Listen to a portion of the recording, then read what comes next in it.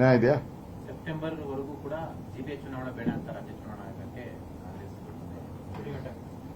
ಕಾಂಗ್ರೆಸ್ ಅವರು 5 ಭಾಗ ಮಾಡಿದಾಗೆ ತಿಳ್ಕೊಬೇಕಾಯ್ತು. ಅವ್ರಿಗೆ ನಿಜವಾಗಿ ಕಾಳಜಿ ಇದ್ದಿದ್ರೆ ಮಾಡ್ಬಿಡ್ಬೋದಾಯ್ತು ಚುನಾವಣೆ. ಹೊಸದಾಗಿ ಸರ್ಕಾರ ಬಂದಿತ್ತು, 2,000 ರೂಪಾಯಿ ಬೇರೆ ಕೊಟ್ಟಿದ್ರು, ಮಾಡಿಲ್ಲ. ಅವ್ರ ನಂಬಿಕೆ ಇಲ್ಲ. ಬೆಂಗಳೂರು ಚುನಾವಣೆ ಗೆಲ್ತೀನಿ ಅನ್ನೋ ನಂಬಿಕೆಯನ್ನ ಕಳ್ಕೊಂಡ್ಬಿಟ್ಟಿದ್ದಾರೆ. ಯಾಕೆಂದ್ರೆ ತೆರಿಗೆಗಳ ಭಾರ, ಈ ಖಾತಾದಲ್ಲಿ ಭ್ರಷ್ಟಾಚಾರ, ಲೂಟಿ, ಈ ಖಾತಾ ಮಾಡೋಕೆ 10 ರಿಂದ 1 ಲಕ್ಷ ರೂಪಾಯಿ ದುಡ್ಡು ಕೊಡಬೇಕು. ಪೆಟ್ರೋಲ್ ಏರಿಕೆ ಮಾಡಿದ್ರು, ಈಗ ಎಲೆಕ್ಟ್ರಿಕ್ ಚಾರ್ಜ್ ಏರಿಕೆ ಮಾಡಿದ್ದಾರೆ, ಹಾಲಿನ ದರ ಏರಿಕೆ ಮಾಡಿದ್ದಾರೆ, ಮೆಟ್ರೋ ದರ ಏರಿಕೆ ಮಾಡಿದ್ದಾರೆ, ಸ್ಟ್ಯಾಂಪ್ ಡ್ಯೂಟಿ, ಮನೆಗಳು ಯಾರು ತಗೊಳಂಗೂ ಇಲ್ಲ, ಕೊಂಡ್ಕೊಂಡು ಮಾರಂಗೂ ಇಲ್ಲ, ತಗೊಳಂಗೂ ಇಲ್ಲ, ಆ ಸ್ಥಿತಿ ಮಾಡಿದ್ದಾರೆ. ಬರ್ತ್ ಸರ್ಟಿಫಿಕೇಟ್ ಜಾಸ್ತಿ, ಡೆತ್ ಸರ್ಟಿಫಿಕೇಟ್ ಜಾಸ್ತಿ. GBA ಎಲೆಕ್ಷನ್ ಅವ್ರು ಮಾಡೋ ಅಂತ ಸನ್ನಿವೇಶದಲ್ಲಿಲ್ಲ. ಯಾಕೆಂದ್ರೆ ಸೋಲು ಅವರ ನೆರಳಿನಂತೆ ಹಿಂದೆ ಬಿದ್ದುಬಿಟ್ಟಿದೆ. ಅವರಿಗೆ ಕಾಂಗ್ರೆಸ್ಗೆ ಸೋಲಿನ ನೆರಳು ಅವರ ಹಿಂದೆ ಬಿದ್ದುಬಿಟ್ಟಿದೆ.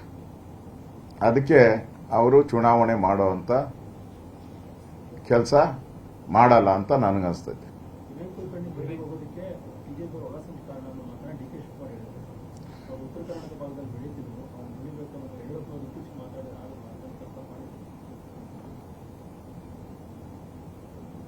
ಆದರೆ ಇವತ್ತು ಅದರಲ್ಲಿ ಎಲ್ಲಾ ಸಾಕ್ಷ್ಯಾಧಾರ ಯಾರ್ಯಾರು ಇದ್ರು ಅದರಲ್ಲಿ ಇಬ್ಬರು ತಪ್ಪೊಪ್ಪಿಗೆಯನ್ನ ಕೊಟ್ಕೊಂಡಿದಾರಲ್ಲ. ನಾವ್ ಹೆಂಗ್ ಮಾಡಿದ್ರಿ, ಹೆಂಗ್ ಪ್ಲಾನ್ ಮಾಡಿದ್ರಿ ಎಲ್ಲ ಬಟಾ ಬಯಲಾಗಿದೆಯಲ್ಲ. ಇವತ್ತು ಅವರ ಸಾಕ್ಷಿಗಳನ್ನ ಎಲೆಕ್ಟ್ರಾನಿಕ್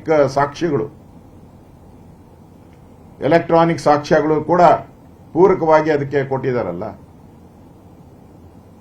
ಅಂದ್ರೆ DK ಶಿವಕುಮಾರ್ ಅವ್ರಿಗೆ ಕಾಂಗ್ರೆಸ್ ಅವ್ರು ಯಾರು ಮಾಡಿದ್ರು ಅದು ತಪ್ಪಲ್ಲ, ಬಿಜೆಪಿ ಅವ್ರು ಮಾಡಿದ್ರೆ ತಪ್ಪು ಅನ್ನೋ ಭಾವನೆ ಬಂದ್ಬಿಟ್ಟಿದೆ ಅದು ಅವ್ರಿಗೆ. ಅದರಿಂದ ಅವರನ್ನ, ಯಾಕೆಂದ್ರೆ ಅವರು ಮುಖ್ಯಮಂತ್ರಿ ಆಗಬೇಕು, ಅದಕ್ಕೆ ಎಲ್ಲಾ MLAಗಳ ಸಹಕಾರ ಬೇಕು. ಅದಕ್ಕೆ ಎಲ್ಲ ಆ ಸಹಕಾರಕ್ಕೋಸ್ಕರ ಅವರು ಎಲ್ಲರನ್ನೂ ಓಲೈಸುವಂತ ಪ್ರಕ್ರಿಯೆ ಮಾಡ್ತಾ ಇದ್ದಾರೆ.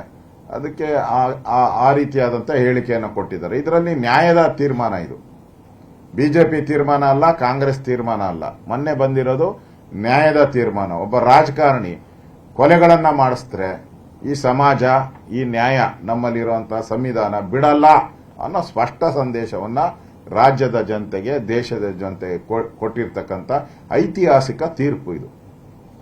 ಇತ್ತೀಚೆಗೆ ಜನಪ್ರತಿನಿಧಿಗಳೇ ಹೆಚ್ಚಾಗಿ ಈ ರೀತಿಯಾದಂತಹ ಭಾಗಿಯಾಗ್ತಾ ಇದ್ದಾರೆ. ಈ ಅವಧಿಯಲ್ಲಿ 2023 ರಿಂದ 12 ರಿಂದ 15 ಜನ ಶಾಸಕರು ಒಳಗೋಗಿ ಬಂದಿದ್ದಾರೆ ಅನ್ನೋ ರಿಪೋರ್ಟ್. ನೋಡಿ, ಒಳ್ಳೇದಲ್ಲ ಈ ರಾಜಕಾರಣದಲ್ಲಿ ಈ ರೀತಿ ಕೊಲೆ, ಸುಲಿಗೆ, ದೌರ್ಜನ್ಯ ಇವೆಲ್ಲ ಒಳ್ಳೇದಲ್ಲ.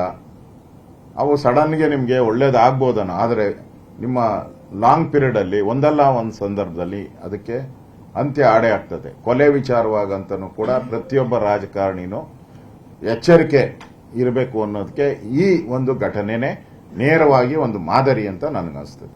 ಮಾನ್ಯ ಗೌರವಾನ್ವಿತ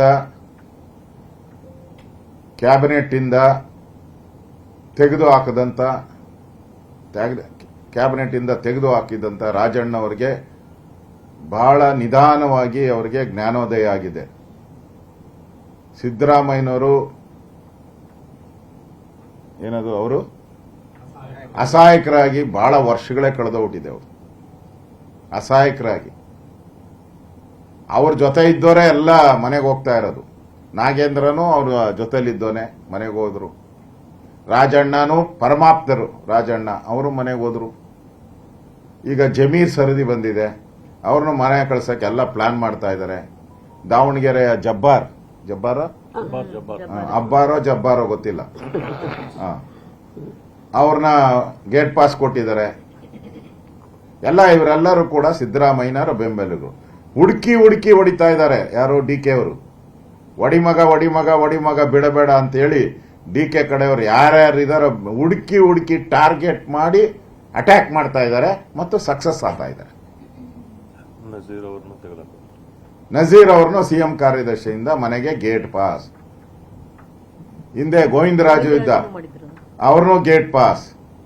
ಅಂದ್ರೆ ಸಿದ್ದರಾಮಯ್ಯನ ನೀವು ಬೆಂಬಲ ಮಾಡಿದ್ರೆ ಕಾಂಗ್ರೆಸ್ ಅಲ್ಲಿ ಉಳಿಗಾಲ ಇಲ್ಲ. Gate pass.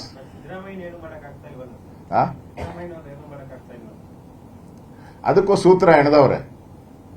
ಸಿದ್ದರಾಮಯ್ಯ ಬಲೆ ಬೀಳ್ತಾ ಇಲ್ಲ ಅಷ್ಟೇ, ಅದಕ್ಕೂ ಬಲೆ ಎಣೆದವ್ರೆ, ಬೀಳ್ತಾ ಇಲ್ಲ. ಬಿದ್ದರೆ ಡಿಕೆ ಸಿಎಂ ಆಗೋತಾರೆ.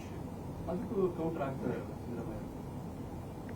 ನೋಡಿ, ಸಿದ್ದರಾಮಯ್ಯನವರು ಸಣ್ಣ ಸಣ್ಣದ ಇಲಿಗಳು ನಡೀತಾ ಇದ್ದಾರೆ, ಡಿಕೆ ಅವರು ದೊಡ್ಡ ದೊಡ್ಡ ಹುಲಿಗಳು ನೋಡಿತಾ ಇದ್ದಾರೆ. ರಾಜಣ್ಣ ಏನ್ ಸಣ್ಣವರ, ಜಮೀರ್ ಏನ್ ಸಣ್ಣವರ, ಜಬ್ಬಾರ್ ಏನ್ ಸಣ್ಣವರ, ಗೋವಿಂದರಾಜ್ ಏನ್ ಸಣ್ಣವರ? ಅವ್ರು ದೊಡ್ಡ ದೊಡ್ಡ ಹೊಡಿತಾವ್ರೆ, ಇವ್ರು ಸಣ್ಣ ಸಣ್ಣ ಇಲಿ ಕಮಟೆ ಚಿಟ್ಟೆ ಗಿಟ್ಟೆ ಹುಡ್ಕೊಂಡು ಹೊಡಿತಾವ್ರೆ ಅಷ್ಟೆ. ಒಟ್ಟಾರೆ ಕಾಂಗ್ರೆಸ್ ಒಂದು ರೀತಿ ನಾಯಕತ್ವ ಇಲ್ಲದೆ ಬೀದಿ ಬಿಕಾರಿಯಾಗಿರುವಂತ ಪಾರ್ಟಿಯಾಗಿದೆ ಇವತ್ತು. ಈ ಮಹಿಳಾ ಮೀಸಲಾತಿ ಹೋದ್ಮೇಲಂತೂ ಇನ್ನಷ್ಟು ಹೊಡೆತಗಳು ಕಾಂಗ್ರೆಸ್ಗೆ ಬೀಳ್ತದೆ. ನಿರ್ಭೀತ, ನಿಷ್ಪಕ್ಷಪಾತ, ವಿಶ್ವಾಸಾರ್ಹ ಸುದ್ದಿಗಳಿಗೆ ಮತ್ತೊಂದು ಹೆಸರಾಗಿರುವ ನ್ಯೂಸ್ 18 ಕನ್ನಡ ಈಗ ಆಪ್ನಲ್ಲೂ ಲಭ್ಯವಿದೆ. ದಯವಿಟ್ಟು ಇಲ್ಲಿರುವ QR ಕೋಡ್ ಅನ್ನು ಸ್ಕ್ಯಾನ್ ಮಾಡಿಕೊಂಡು ಆಪ್ ಡೌನ್ಲೋಡ್ ಮಾಡೋದಕ್ಕೆ ಮರಿಬೇಡಿ. ನಿಮ್ಮ ಬೆಂಬಲ ಹೀಗೆ ಸದಾ ನಮ್ಮೊಂದಿಗಿರಲಿ. ಧನ್ಯವಾದ.